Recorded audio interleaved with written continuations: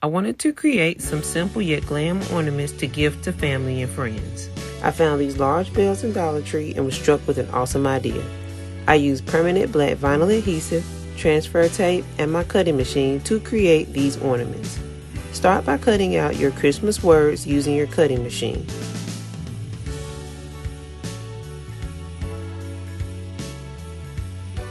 I used transfer tape to add the words to the side of the bell. The good thing about these bells is that they already came pre-decorated except for the word.